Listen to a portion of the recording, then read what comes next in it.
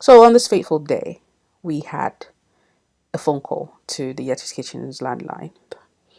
And this person responds to say, "Hello, is that Yeti?"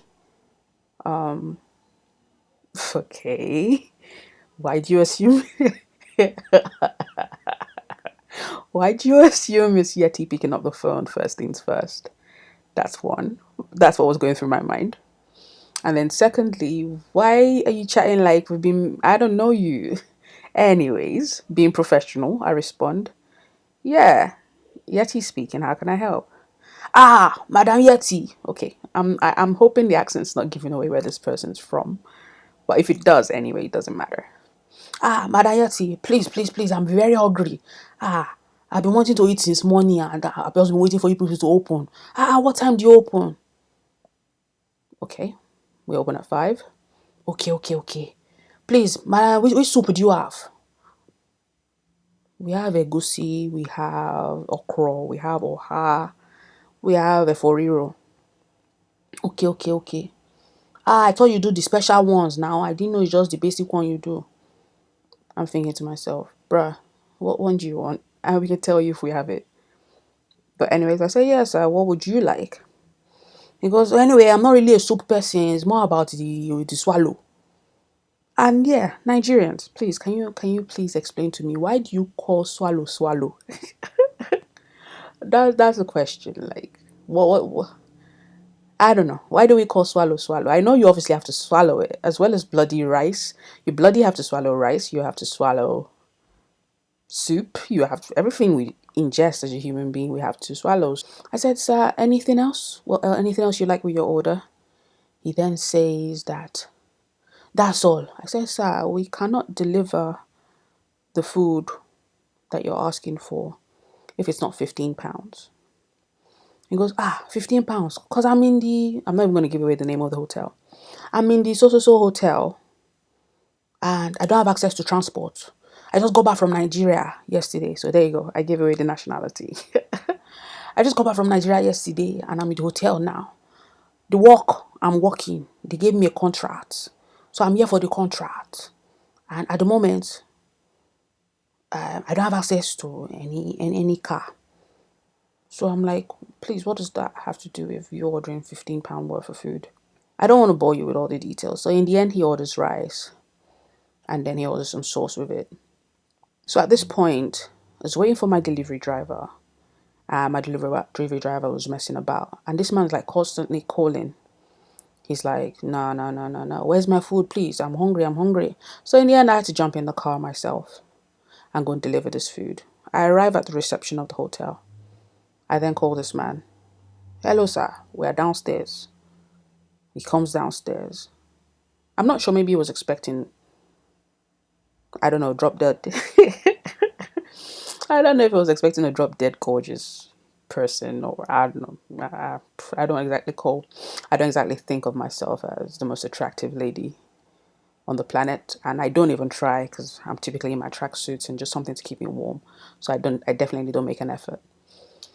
But he didn't really look as excited as he sounded on the phone. But anyways, monies got exchanged, food got exchanged, and I said, "Thank you, sir, see you later." 2 hours later, after giving him the food, he calls back again. "Ah, Madam Yeti, is it palm oil you used to cook your egusi?" I'm thinking to myself, what on earth do you think it would be? What, water? But anyways, I respond. I say, "Yeah, yeah, definitely egusi." "Ah, because because it looks like it's a ororo that you use." And I'm thinking to myself, okay, so this is one of those ones where he's probably got a wife in Nigeria who cooks his soup fresh every day. You know, there's some men like that. They want their food fresh every day. They have their spec on how they want their food. There's some men that would not eat rice that's a day old. They want their food fresh every time.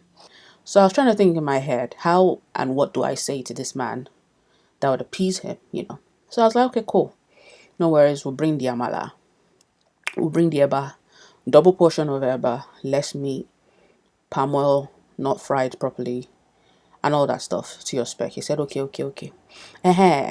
And this is the part where you need to listen. If you felt like I've been rambling for a long time now, this is definitely the part where you need to listen. And then he goes to me, Madam Yeti, By the way, you just came, you just left. You didn't even stay behind. Those who know, like they say, if you know, you know. Those who know what he's trying to say. You just left, you just dropped the food, you took the money for the delivery and you just left. Um, I had to say to him, I said, what was I meant to do? Ah, at least you stay behind, you even do customer service, you stay behind, you talk to me, you find out how I'm doing, but you just delivery like we're not brothers and sisters. I'm trying not to jump to the end of the story. He then carried on and then said to me, don't you even have anybody you can bring with you? Since if you don't want to stay behind, you at least you bring somebody with you, bring me somebody. I'm like, somebody? What do you mean? You're in the hotel lobby. Go downstairs in the hotel lobby. There's lots of people you can talk to there. He says, no, no, no, no, no, no. Not those kind of people. I mean somebody I can chat to and I'm very bored, I'm very lonely. I'm like, rah, like, okay. This conversation is like literally switched up on me. Because first you're talking about egusi. Second of all, you're talking about palm oil. Next thing you're telling me I should bring an alibi. What do you think this is? Like a motel, hotel link up with food. I provide drinks, I provide food, and I provide girls. Like, what are you chatting about? And this is me. I was just bewildered. Like, is it something I done? Sometimes there's like they say the vibes. What you give into the universe gives back to you. What have I done in this life that warranted that conversation to make him feel comfortable to the point where he's asking me to find somebody to keep him company? Anyways, moving on to the next day. This man calls again, saying he wants the same order, but then he's complaining that please make sure that there's more about this time. Make sure there's bigger about. Okay, no problem, sir. See you in about 30 minutes. But this time around, it was now time for me to play games. So I asked a member of staff to accompany me to. I'm even laughing. I asked a member of staff to accompany me to deliver this time around. Took him along with me, and when we got to the car park, I told the guy that I'll be waiting in the car, that he should just go to the reception. When he gets to reception, he should call the man's number and say delivery is downstairs. This man comes downstairs, is terribly disappointed that it's a guy that's turned up. Or would I say terribly disappointed that I didn't turn up? And like I said, I'm not exactly the most beautiful girl in the world, so I don't know what he's looking for. If I'm looking like a child and wearing tracksuits and stuff, and you're asking me to keep you company, then what happens when I clean up? Hey! Anyways, I'm bigging myself up, but yeah. So comes back into the car. I'm like, how did it go? How did it go? He says, you know what, that was really funny because the guy probably looked vexed, like he just took the food and went upstairs. He didn't even say much. The next day, he calls again to place an order. This is now the third day. But this time around, when he picks up the phone, he didn't sound pleasant. He picks up the phone and goes, Madam Yeti, I don't understand, oh, why did you send your son to deliver the food yesterday? And I was like, sorry. I was like, sorry, what? My son?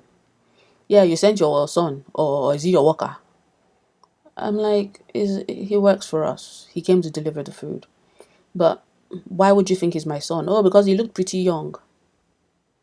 So yeah, 2 hours later, this man complains by calling again, complaining that he didn't get a receipt.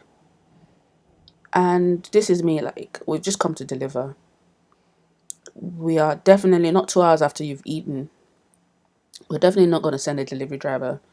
If we forget your food, or maybe you ordered 2 portions or something and we forgot to put 2 portions, of course we'll come back down and deliver your food for what we forgot and even offer you something free or something as part of customer service and part of customer compensation. But what we're not going to do is drive down all the way again just to give you a receipt. I said, okay, sir, we're really sorry about that. What we can do is we could have him bring the receipt for today to bring it in tomorrow's delivery when you order tomorrow. He said, oh, what if I'm in Milton Keynes? Now, you could just tell that this guy was just pushing it now, because don't be ridiculous. Yes, if you're in Milton Keynes, what, are you not coming back to Manchester? Is that what you're trying to say? Just go straight to the point. But you started giving different scenarios. Well, what if I'm in Milton Keynes? You think I'll not come back all the way to wait for your receipt? And I'm like, is it that you're pissed that I didn't come? Is it that you're pissed that I didn't send you any girls? But how do I get this man off the phone?